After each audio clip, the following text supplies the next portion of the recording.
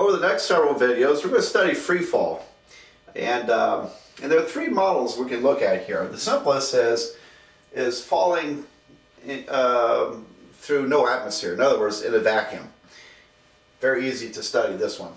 And in fact, you may have seen this in a calculus class, certainly in physics. But then we can step up complexity by bringing the wind resistance or air resistance. So falling through an atmosphere, one model of free fall is where the air resistance, wind resistance, is proportional to the velocity. So in other words, the faster you fall, the greater the resistance to you falling by the air.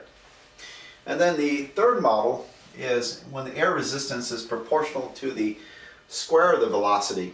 Now, both these tend to make some sense. The faster you fall, the greater the air resistance pushing back.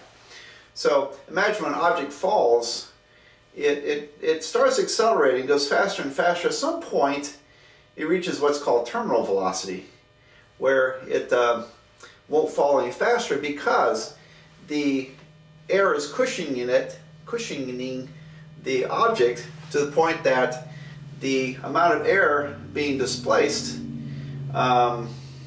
matches the weight. So when the weight of the air matches that being displaced, then the object will just fall constantly and will not accelerate. That's called terminal velocity. So this model makes a lot of sense because the faster you fall, the more the air will cushion you. But the second, this model also, square the velocity, proportional to square of velocity. You think that, well, when an object falls, it presents an area. And so maybe the cushioning effect is proportional to the square of the velocity because of this area being a square measurement. Now, it turns out this is a very easy model to work out, very simple. This one is not bad. It's pretty simple. This one, oh, well, that's a big one. That's a very complicated model, but we're going to work to it. All these are in your book, I believe. I'm pretty sure.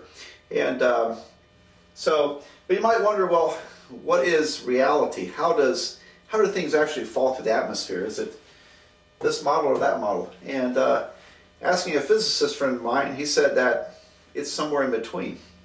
So I don't know where it is in between. You think of this as first power velocity and this as second power velocity.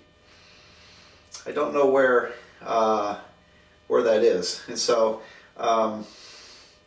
I took some video in Oregon of a very tall waterfall, and this summer I may attempt to estimate the power that's actual reality here. But anyway, I don't have that right now.